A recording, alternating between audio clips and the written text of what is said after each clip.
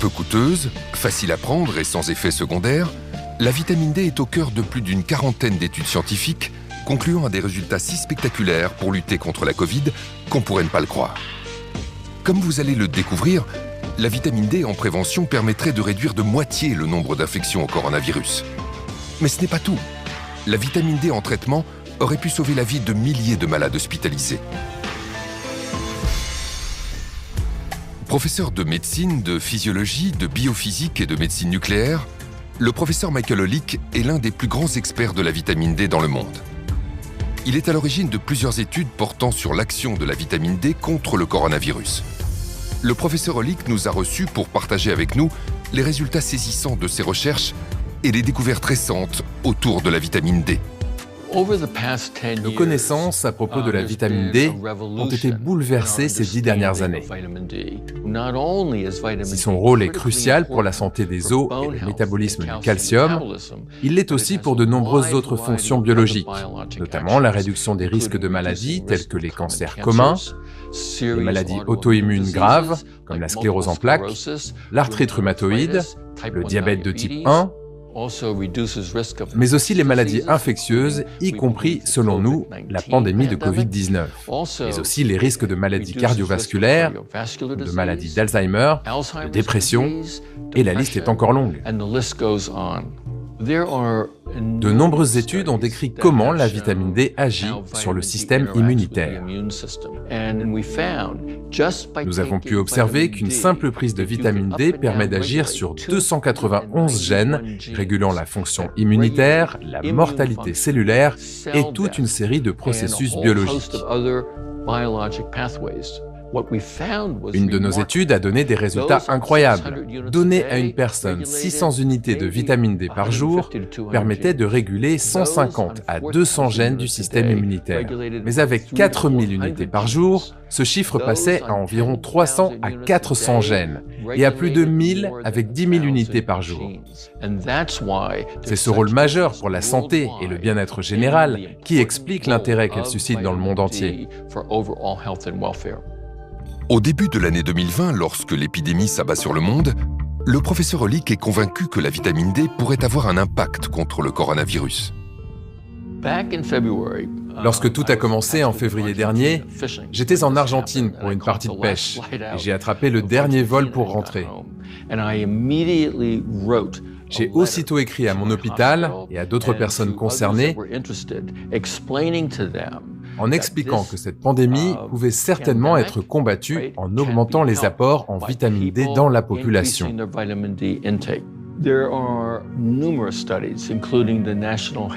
nombreuses études, dont les données de l'enquête nationale de santé américaine, ont montré qu'une amélioration du taux de vitamine D réduit les risques d'infection des voies respiratoires supérieures, dont la grippe et plusieurs virus du rhume, comme les adénovirus et les coronavirus. Nous connaissons le rôle très important de la vitamine D pour le bon fonctionnement du système immunitaire et la régulation de l'activité des cytokines. Or, l'une des principales complications de la Covid-19 est justement ce qu'on appelle l'orage cytokinique, à l'origine de nombreuses complications et de décès liés à cette infection. Il n'est donc pas surprenant qu'une amélioration du taux en vitamine D puisse contribuer à combattre cette maladie virale. Le professeur Holick n'est pas le seul à comprendre immédiatement l'intérêt exceptionnel de la vitamine D pour lutter contre la Covid. La vitamine D est absolument essentielle. Ça réduit, ça a été prouvé, les infections hivernales. Vous aurez des grippes moins fréquentes, moins fortes. Vous aurez moins de rhume.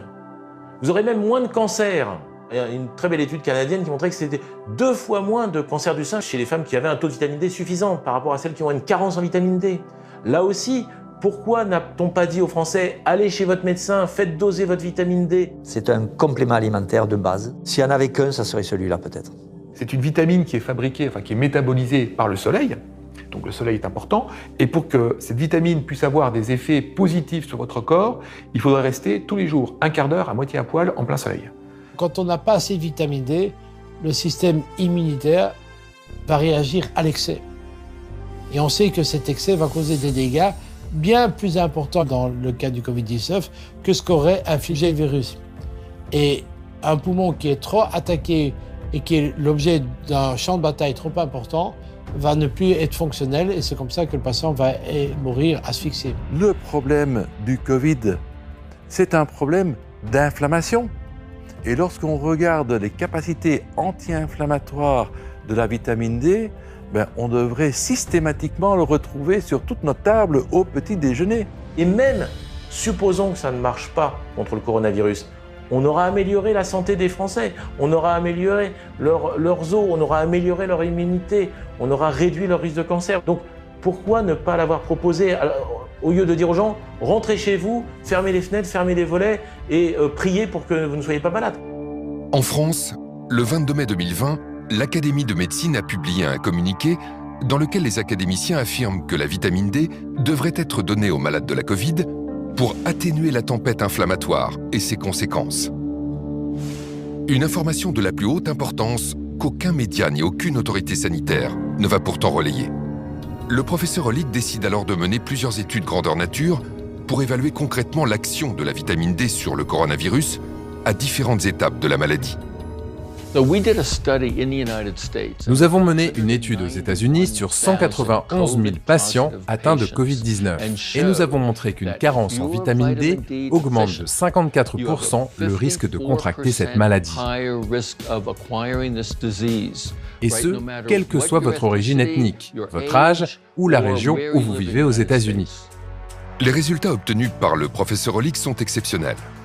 Ils sont publiés le 17 septembre 2020 dans le journal médical PLOS ONE. Mais ce n'est pas tout.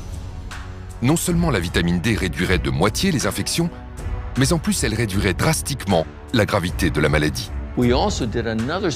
Parallèlement, nous avons mené une autre étude pour déterminer si les patients hospitalisés pour des infections sévères présentaient ou non des risques accrus de complications et de décès en cas de carence en vitamine D. Et nous avons découvert qu'au-delà de 40 ans, les personnes ayant une carence en vitamine D présentaient un risque létal à 50% supérieur et qu'elles développaient beaucoup plus de complications liées à la maladie. Le professeur Hollick parle bien d'une baisse de moitié du nombre de morts avec de bons taux de vitamine D, ce qui est un résultat exceptionnel.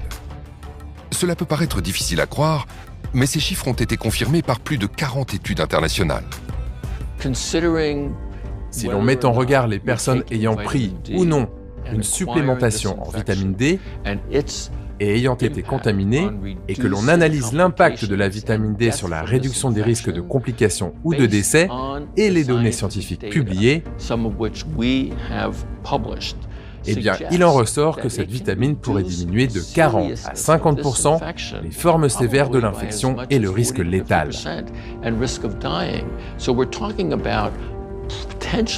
Je pense qu'on parle potentiellement de centaines ou de milliers de personnes qui auraient pu éviter l'hospitalisation, effectuer des séjours moins longs à l'hôpital et surtout éviter la complication ultime, à savoir la mort. Nous en concluons donc que c'est un bouclier puissant contre le risque de contracter cette maladie infectieuse grave. Une étude randomisée espagnole confirme la conclusion du professeur Hollick. Des chercheurs ont séparé en deux groupes 76 patients. Les 2 tiers ont reçu des doses importantes d'un analogue de la vitamine D3. Un tiers a reçu un simple placebo. Dans le groupe placebo, la moitié des patients est partie en réanimation. 2% seulement dans le groupe vitamine D. Mieux, tandis que 8% du groupe placebo sont décédés, on ne déplore aucun mort chez les patients du groupe vitamine D. À ce jour, on estime que 40% de la population mondiale est carencée en vitamine D. 80% en France. Parmi les plus touchés, les personnes âgées. Plusieurs études en France et dans le monde prouvent que la vitamine D réduit le risque d'infection et de décès. C'est ce qui a été observé dans un EHPAD frappé par le virus lors de la première vague. La vitamine D a protégé les malades. On a observé en fait que les résidents qui avaient été supplémentés en vitamine D récemment, en fait dans les 30 derniers jours avant l'infection, eh bien avaient une survie qui était 90% supérieure aux résidents qui avaient reçu de la supplémentation en vitamine D plus ancienne. Je pense que les maisons de retraite devraient en prendre conscience et administrer systématiquement de la vitamine D à leurs résidents. Nous savons qu'ils sont susceptibles d'être à risque de carence en vitamine D et qu'ils courent un risque très élevé de contracter cette infection et d'en mourir. Aux États-Unis, j'ai recommandé d'administrer immédiatement 50 000 unités de vitamine D.